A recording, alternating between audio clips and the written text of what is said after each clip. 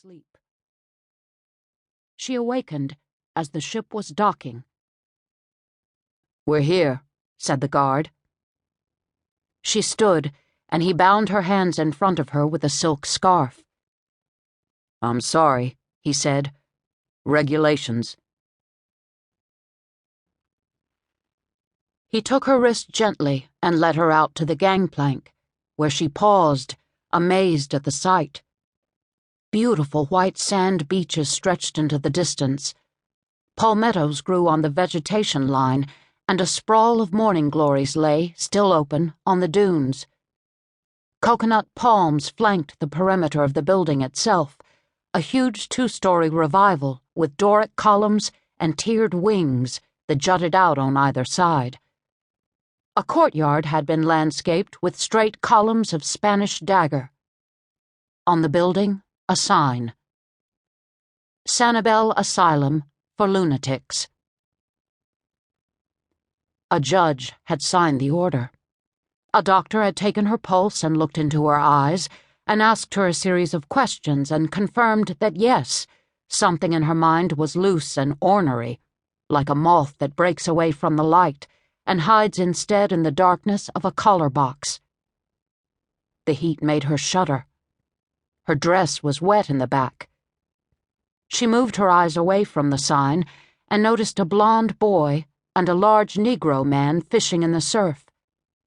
Both of them stared at her. The man was so black he made the pale boy beside him look like a ghost. The boy kept touching something on his cheek. "Time to head in, ma'am," the guard said, and for just a moment she thought of hurling herself into the water and letting the folds of her traveling dress pull her down to the bottom. She shook off the thought, steeled herself, and gingerly made her way forward, difficult as it was to balance with her hands tied in front of her.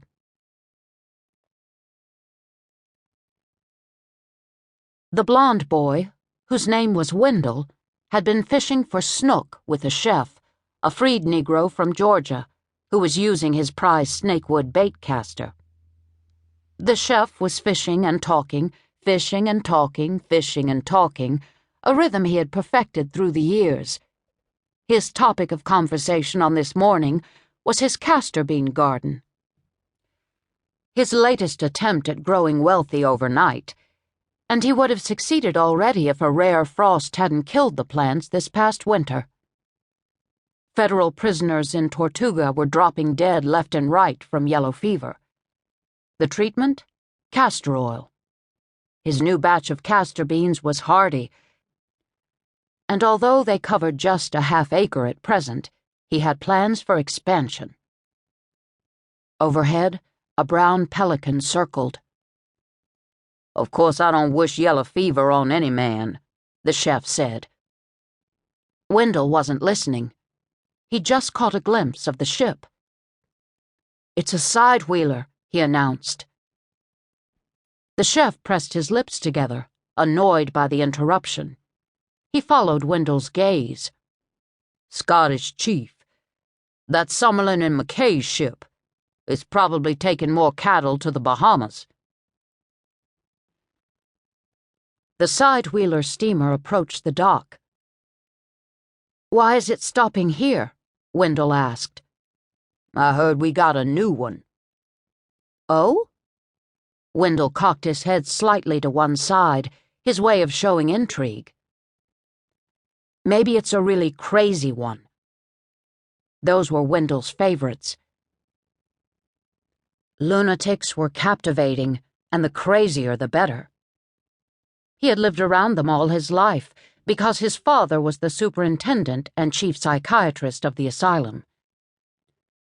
Wendell believed he was crazy himself, and it was only a matter of time before it was discovered in him and he was locked away with the others.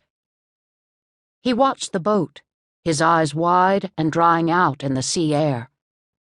The end of his cane pole dipped downward. "Look, boy," said the chef, "you got one." The pole jerked and danced in Wendell's hands. He pulled back too hard. A weighted hook, still with half the bait on, came flying and landed in Wendell's